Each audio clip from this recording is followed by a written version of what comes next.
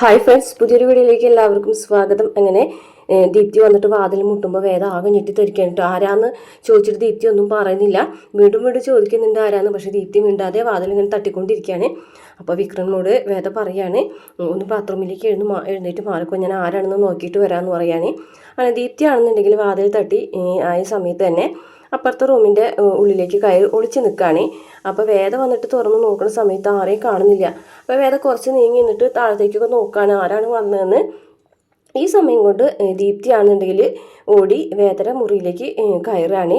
ഇത് കണ്ട വേദ പിന്നെ കൂടെ ഓടുന്നുണ്ട് ദീപ്തിയുടെ. എന്നിട്ട് മുറിയിലേക്ക് ഓടി കയറുകയാണ്. അപ്പോഴേക്കും ദീപ്തി മുറിയിലേക്ക് എത്തിയിട്ടുണ്ടാവും. അപ്പോൾ വേദ ചോദിക്കുകയാണ്, നീ എന്തിനാണ് ഈ മുറിയിലേക്ക് കയറിയത്? നിന്നോട് ആര് പറഞ്ഞു മുറിയിൽ കയറാൻ? മര്യാദയ്ക്ക് മുറിയിൽ നിന്ന് പോ എന്ന് പറയുകയാണ്. അന്നേരം ദീപ്തി പറയും, ഞാൻ പോയിക്കോളാം, എനിക്ക് മുറിയിൽ നിൽക്കണം എന്നൊന്നുമില്ല. പക്ഷേ ഇതിനുള്ളിൽ നിന്ന് ഞാനൊരു ശബ്ദം കേട്ടു. ആ ശബ്ദം ആരാണെന്ന് അറിയാതെ ഞാൻ ഇവിടെ നിന്ന് പോകൂല. അത് പിന്നെ എന്ന് പറയാം, ഫോൺ സ്പീക്കറിലിട്ട് സംസാരിച്ചാണെന്ന് പറയാനായിരിക്കും. അത് തന്നെ. പക്ഷേ അങ്ങനെ ഒരു കള്ളം എന്നോട് പറയണ്ട. ഇതിൽ നിന്ന് ഒരാളുടെ ശബ്ദം കേട്ടു. ആ ശബ്ദം ആരാണെന്ന് എനിക്ക് തിരിച്ചറിഞ്ഞേ പറ്റൂ. അല്ലാതെ ഞാൻ ഈ മുറിയിലൊന്നും പോകൂല എന്ന് വേദെല്ലാം ദീപ്തി പറയുകയാണേ. അന്നേരം ദീപ്തിനോട് വേദ പറയാണ്, ശരി, നിന്നോട് ഞാനത് പറയാം. നിന്നോട് ഒരിക്കലും ഞാനത് പറയണമെന്ന് കരുതിയതാണ്. പക്ഷേ എന്നാലും അതിന് മുമ്പായിട്ട് ഞാനൊരു കാര്യം പറയട്ടെ. വരുണിനെ കൊലപ്പെടുത്തിയത് വിക്രമല്ല. അത് 100% ഉറപ്പായ ശേഷമാണ് ഞാൻ ഈ കാര്യം പറയുന്നത്. അന്ന് വാസവൻ വിക്രമിനെ അന്വേഷിച്ച് കണ്ടെത്തി വെടിവെച്ചു. എന്നിട്ട് പിന്നെ ഞാൻ അവിടെ പോയിട്ട് വിക്രമിനെ രക്ഷിച്ചു. എൻ്റെ കൂട്ടുകാരി ഇഷിതയുടെ അടുത്താക്കി വെടികൊണ്ട് എടുത്തതിന് ശേഷം ഞാൻ വിക്രമിനെ ഇങ്ങോട്ട് കൊണ്ടുവന്നു പറയും. ഇങ്ങോട്ടോ? അതെ, വിക്രം എന്ന് പറഞ്ഞിട്ട് വിളിക്കുകയാണേ. ആ വിളിക്കുന്ന സമയത്ത് വിക്രം പുറത്തേക്ക് ഇറങ്ങി വരാണ്ട് വിക്രമിനെ കണ്ട് വേദ ദീപ്തി ആകെ ഞെട്ടിത്തെറിക്കുകയാണ്. വിക്രമിനെ വരുന്ന കാണുമ്പോഴേക്കും വേദ ദീപ്തി വേഗം തന്നെ മാറിക്കൊടുക്കുകയാണ് കേട്ടോ. അപ്പോൾ വിക്രം ഇങ്ങനെ ഞൊണ്ടി വരുന്നത് കാണുമ്പോൾ ദീപ്തിക്ക് കാര്യം മനസ്സിലാവാണ്. ഞാൻ അവിടെ ഇരുത്താണ് കേട്ടോ.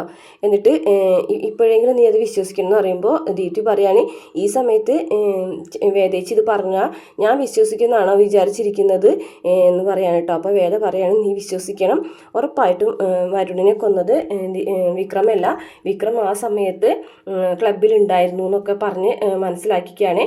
പക്ഷേ ഇതിൻ്റെ പിന്നിൽ ഒളിച്ചിരിക്കുന്ന ആരും ഉണ്ട്, അത് നമുക്ക് കണ്ടെത്തണം. ഇപ്പോൾ വിക്രമാണ് നീ ഈ ഒരു കൊലപാതകം ചെയ്തതെന്ന് നീ വിശ്വസിക്കുന്നുണ്ടെങ്കിൽ വരുണിനെ കൊന്ന യഥാർത്ഥ കൊലപാതകി നിന്നെ നോക്കി ചിരിക്കുന്നുണ്ടാവും. ഇനിയിപ്പോൾ നിനക്ക് വിശ്വാസം വന്നില്ലെങ്കിൽ നീ ഒരു കാര്യം ചെയ്യും, പോയി അച്ഛനോട് പറയും. അച്ഛനോട് പറഞ്ഞിട്ട് അച്ഛൻ്റെ പോലീസുകാർ വന്ന് അറസ്റ്റ് ചെയ്ത് കൊണ്ടുപോട്ടെ. അപ്പോൾ പിന്നെ അച്ഛൻ്റെ അവസ്ഥ എന്തായിരിക്കും എന്ന് നിനക്ക് നന്നായിട്ട് അറിയാലോ. ഒരു കൊലപാതകനെ ഒളിപ്പിക്കാൻ ശ്രമിച്ച കുറ്റത്തിന് അച്ഛൻ എല്ലാവരും മുന്നിൽ നാണം കെടുന്നൊക്കെ പറയാൻ കേട്ടോ. അങ്ങനെ വിക്രം പറയാണ്, ഞാനല്ല അത് ചെയ്തത്, ആരാണ് ചെയ്തതെന്ന് തെളിയിക്കാൻ വേണ്ടിയിട്ടാണ് ഞാനിങ്ങനെ വിളിച്ചിരിക്കുന്നത്, അല്ലാതെ പേടിച്ചിട്ടല്ല. ജയിലിൽ പോകാനായിട്ട് എനിക്കൊരു പേടിയില്ല. പക്ഷേ യഥാർത്ഥത്തിൽ ഇത് ചെയ്തത് ആരാണെന്ന് എനിക്ക് കണ്ടുപിടിക്കണം. അത് പിടിക്കണം എന്ന് പറയാൻ കേട്ടോ. അത് കണ്ടുപിടിക്കാൻ ദീപ്തിയും കൂടെ വിചാരിക്കണം എന്ന് പറയാണ്. അപ്പോൾ ദീപ്തി പറയും, ഞാൻ എന്താ ചെയ്യേണ്ടതെന്ന് ചോദിക്കുന്നുണ്ട്. അപ്പോൾ വിക്രം പറയുന്നുണ്ട്, ഇത് കണ്ടുപിടിക്കണമെങ്കിൽ ദീപ്തിയും കൂടെ വിചാരിച്ചിട്ടുണ്ടെങ്കിൽ 7 ദിവസത്തിനുള്ളിൽ നമുക്ക് ഈ കൊലപാതകം ചെയ്തത് ആരാണെന്ന് കണ്ടുപിടിക്കാമെന്ന് പറഞ്ഞിട്ട് ദീപ്തിനോട് കുറച്ച് കാര്യങ്ങൾ പറഞ്ഞേൽപ്പിക്കുകയാണ്. അങ്ങനെ അത് പ്രകാരം ദീപ്തി വരുണിൻ്റെ വീട്ടിലേക്ക് വരികയാണ്. വരുണിൻ്റെ വീട്ടിലേക്ക് ദീപ്തി വന്ന സമയത്ത് തന്നെ വാസവൻ്റെ കൂട്ടത്തിൽ ഉള്ള ജോഷി എന്ന് പറഞ്ഞ ഒരാൾ ചന്ദ്രശേഖരനെ വിളിച്ചിട്ട് കാര്യം പറയുന്നുണ്ട്. അങ്ങനെ വാസവൻ്റെ അടുത്തേക്ക് വന്നിരിക്കുകയാണ് കേട്ടോ. അപ്പോൾ വാസവൻ്റെ അവിടെ വീട്ടിൽ വരുണിൻ്റെ ഫോട്ടോ ഒക്കെ അങ്ങനെ മാലിട്ട് വെച്ചിരിക്കുകയാണ്. ദീപ്തിക്ക് ഭയങ്കരമായിട്ട് സങ്കടമാവാണ്. അങ്ങനെ വാസവനാണെന്നുണ്ടെങ്കിൽ വലിയ സങ്കടത്തിൽ തന്നെ ഇരിക്കുകയാണ് കേട്ടോ. അപ്പോൾ വാസവൻ ഇങ്ങനെ പറയുന്നുണ്ട്, അവൻ്റെ അമ്മ ഇവിടെ ഇല്ല, അവൻ്റെ അമ്മനെ ഞാൻ കൊണ്ടുവന്നാക്കി, വിളിക്കുമ്പോൾ ഏത് നേരം കരച്ചിൽ തന്നെയാണ്, ഇവിടെ ഇരുന്നാലും അത് തന്നെയാണ്, അപ്പോൾ അതുകൊണ്ട് ഞാൻ അവളെ വീട്ടിൽ കൊണ്ടുവന്നാക്കി എന്ന് പറയാണ്. അവൻ്റെ അമ്മയൊന്നുമല്ല, പക്ഷേ എന്നാലും അമ്മ പോലെ തന്നെയാണ്. അവനെ ഒരുപാട് സ്നേഹിച്ചിരുന്നു. എൻ്റെ കല്യാണം കഴിഞ്ഞ് ഞാൻ അവളെ ഇങ്ങോട്ട് കൊണ്ടുവരുന്ന നാളിൽ വരുണിനെ അവളെ തീരെ ഇഷ്ടമായിരുന്നില്ല, മിണ്ടാൻ പോലും കൂട്ടാക്കിയിരുന്നില്ല. പക്ഷെ അവൾ വീണ്ടും വരുണിനോട് സംസാരിച്ചുകൊണ്ടേയിരുന്നു.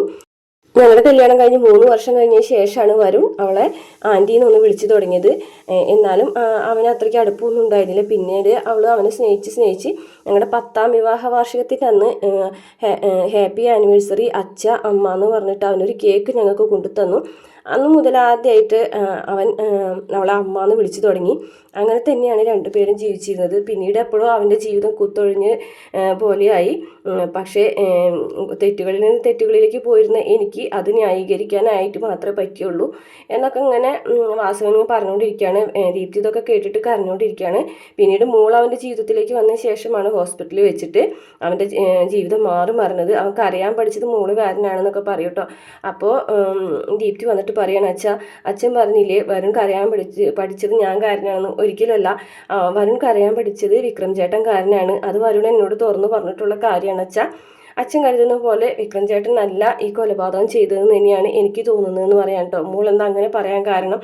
വരുൺ ഒരിക്കലും ഒരു തെറ്റ് ചെയ്യില്ല എന്ന് ഞാൻ എങ്ങനെ വിശ്വസിച്ചിരുന്നോ അതുപോലെ തന്നെ വരുൺ എൻ്റെ മനസ്സിലിരുന്ന് പറയുന്നുണ്ട്, ഇത് വിക്രം ചേട്ടനല്ല ചെയ്തതെന്ന്.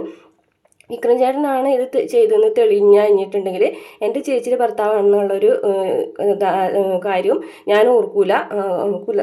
കുറ്റം ചെയ്തത് ആരാണോ അവർ ശിക്ഷിക്കപ്പെടന്നെ വേണം. പക്ഷേ ഇതിൽ പുളിക്കനെ കണ്ടുപിടിച്ചാൽ മാത്രമേ സത്യം തെളിയിക്കാനാവും അച്ഛൻ എന്തായാലും പുളിക്കനെ കണ്ടെത്തണം.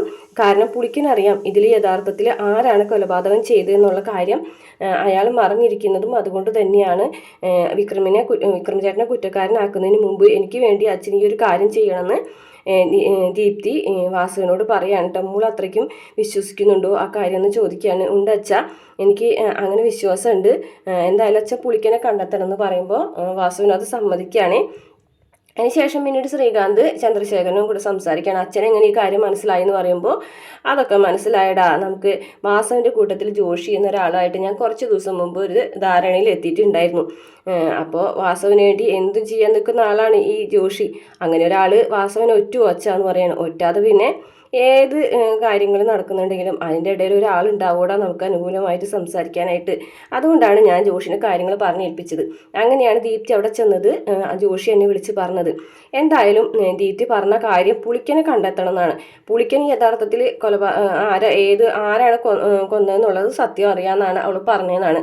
പക്ഷെ അവൾക്ക് എവിടെ നിന്ന് കിട്ടിയ ഈ അറിവ് അതറിയില്ല. എന്തായാലും പുളിക്കനെ കണ്ടെത്താനുള്ള തീരുമാനം വാസവൻ എടുത്തിട്ടുണ്ട്. അപ്പോൾ പിന്നെ ജോഷി നമ്മളത് അറിയിക്കും. അങ്ങനെ പുളിക്കൻ്റെ കാര്യത്തിൽ നമുക്കൊരു തീരുമാനം ഉണ്ടാക്കാം. അവൻ അന്ന് തന്നെ ഇല്ലാതാക്കി കളഞ്ഞാൽ മതിയായിരുന്നു എന്നൊക്കെ ശ്രീകാന്ത് പറയുന്നുണ്ട്. അങ്ങനെ അത് കഴിഞ്ഞ ശേഷം പിന്നെ കാണിക്കുന്നത് വാസവനും ജോഷിയും കൂടിയിട്ട് രാജേട്ടനെയും നമ്മുടെ ജോസഫിനെ അനിയൻകുട്ടനൊക്കെ വിളിച്ചു വരുത്തിയിരിക്കുകയാണ്. എന്നിട്ട് അവരോട് ചോദിക്കുകയാണ്, വിക്രം എന്തായാലും നിങ്ങളെ അറിവില്ലാതെ ഒളിച്ച് താമസിക്കില്ല എന്നൊക്കെ എനിക്കറിയാമെന്നൊക്കെ പറയാണ്. ഇല്ല സാറേ, ഞങ്ങൾക്ക് ഒരു അറിവുമില്ല. ഞങ്ങൾ അന്ന് ആദ്യം ഒളിച്ച് താമസിച്ചിരുന്നു ഞങ്ങൾക്ക് അറിയായിരുന്നു. പക്ഷെ അവിടെ അന്ന് സാറ് വന്നതിന് ശേഷം പിന്നീട് ഞങ്ങൾക്ക് അവനെ കാണാൻ പറ്റിയിട്ടില്ല എന്നൊക്കെ പറയാൻ കേട്ടോ. അപ്പോൾ വാസവൻ പറയും, ശരി എന്നാലും ഞാനത് വിശ്വസിച്ചു. പക്ഷേ വിക്രമിനെ വിട്ടു എന്ന് വിചാരിക്കേണ്ട. പക്ഷേ എനിക്കിപ്പോൾ തൽക്കാലം എനിക്ക് നിങ്ങളെ കൊണ്ട് ആവശ്യമുണ്ട്. പുളിക്കനെ കണ്ടെത്തണം എന്ന് പറയാണ് കേട്ടോ. അപ്പോൾ അനിയൻകുട്ടൻ പറയാണ്, ഞങ്ങൾ സോഷ്യൽ മീഡിയയിൽ ഒരു പോസ്റ്റർ തയ്യാറാക്കിയിട്ടുണ്ടായിരുന്നു. ഒരു കേസിലെ പ്രധാന പ്രതിയാണ് പുളിക്കൻ എന്ന് പറഞ്ഞിട്ട് ഒരു മാറ്റർ തയ്യാറാക്കിയിട്ടുണ്ടായിരുന്നു. അപ്പോൾ ഒരുപാട് ആൾക്കാർ അങ്ങോട്ടും ഇങ്ങോട്ടൊക്കെ ഇത് ഷെയർ ചെയ്തിട്ടുണ്ട്. അപ്പോൾ ജോസ് പറയും, എനിക്ക് തന്നെ അതൊരു ഷെയർ ആയിട്ട് വന്നിട്ടുണ്ട് സാറേ, ഇതാണ് മാറ്റർ എന്ന് പറഞ്ഞിട്ട് മാറ്റർ കാണിച്ചു കൊടുക്കുകയാണ്. അങ്ങനെ കുറച്ച് ദിവസം കഴിഞ്ഞപ്പോൾ അതിനൊരു ഗുണമുണ്ടായി സാറേ. കാരണം നാഗർകോവിലിൽ ഉള്ള ഒരാൾ ഞങ്ങളെ വിളിച്ചിട്ടുണ്ടായിരുന്നു.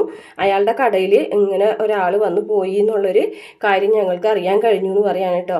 അപ്പോൾ ഞങ്ങളിത് ശ്രീനി സാറിനോട് പറയാനിരിക്കുമ്പോഴാണ് സാർ ഞങ്ങൾ വിളിപ്പിച്ചതെന്ന് പറയുകയാണെ. തൽക്കാലം ഇപ്പോൾ ഇത് ശ്രീനി സാർ അറിയണ്ട. എന്തായാലും നിങ്ങളൊരു കാര്യം ചെയ്യ്, അവനെ തപ്പി ഇറങ്ങിക്കോ. ഞാൻ എന്തായാലും ഇവിടെ വേണ്ട കാര്യങ്ങളൊക്കെ ചെയ്തോളാം. അവൻ എനിക്ക് കിട്ടണം, ഉറപ്പായിട്ടും അവൻ എൻ്റെ കയ്യിലേക്ക് തന്നെ വന്ന് ചേരണം. നിങ്ങൾ എന്താണെന്ന് വെച്ചാൽ ചെയ്തോ, അതിന് പിന്നിൽ ഞാനുണ്ടെന്നൊക്കെ പറഞ്ഞിട്ട് വാസവൻ അവർക്ക് വാക്ക് കൊടുക്കുകയാണ് കേട്ടോ. അപ്പോൾ അങ്ങനെ അവരെ നാഗർകോവിലേക്ക് പോകാൻ തീരുമാനിക്കുകയാണ്. പിന്നീട് കാണിക്കുന്നത് പ്രമോണ് കേട്ടോ. പ്രമോല് വിക്രമും വേദയും കൂടിയിട്ട് അമ്മനെ കാണാനായിട്ട് ഹോസ്പിറ്റലിലേക്ക് വന്നിരിക്കുകയാണ്. അന്നേരം മാഷ് പറയുന്നുണ്ട് കോടതിയിൽ സറണ്ടർ ആവാനായിട്ട്. കമലാൻ പേടിക്കാനോ പോലീസിന് കീഴ്പ്പെടാനോ അതൊന്നും വേണ്ടാന്നൊക്കെ പറയാണ് കേട്ടോ. അപ്പോൾ എന്തായാലും കാര്യങ്ങൾ നമുക്ക് ആലോചിക്കാന്നൊക്കെ പറയുകയാണ്. പിന്നീട് രാത്രി വിക്രമും വേദന സംസാരിക്കുന്ന കൂട്ടത്തിൽ വിക്രമിനോട് സത്യങ്ങളൊക്കെ തുറന്നു പറയുകയാണ്. ആ വീട്ടിൽ നിന്ന് പോകുന്നതിനുള്ള കാരണങ്ങൾ. ആദ്യം കുറച്ച് തല്ലു പിടിക്കുന്നൊക്കെ ഉണ്ടിട്ട് രണ്ടുപേരും തലനോണ്ടൊക്കെ അടി കൂടുന്നുണ്ട്. ആ കൂട്ടത്തിൽ ഈ ഒരു കേസിൽ ഞാൻ ഇടുന്നത് എൻ്റെ രക്തം തന്നെയാണെന്ന് പറയാം കേട്ടോ. എന്ന് പറഞ്ഞിട്ട് ശ്രീകാന്തിൻ്റെ കാര്യമാണ് വേദ പറയുന്നത്. അപ്പോൾ ശ്രീകാന്താണ് മാഷെ തട്ടിക്കൊണ്ടുപോയതെന്ന് സത്യം അറിഞ്ഞത് ഉടനെ തന്നെ വിക്രം ചാടി എഴുന്നേറ്റ് ശ്രീകാന്തിൻ്റെ അടുത്തേക്ക് പോകാൻ പോകുമ്പോഴേക്കും വേദ പിടിച്ച് വലിച്ച് നിർത്താണ്. ഇപ്പം അങ്ങനെ ചെയ്യരുതെന്നൊക്കെ പറഞ്ഞിട്ട്. ഇത്രയാണ് പ്രമോല് കാണിച്ചിട്ടുള്ളത്. വീഡിയോ ഇഷ്ടപ്പെട്ടാൽ മറക്കാതെ ചാനൽ സബ്സ്ക്രൈബ് ചെയ്ത് സപ്പോർട്ട് ചെയ്യണേ.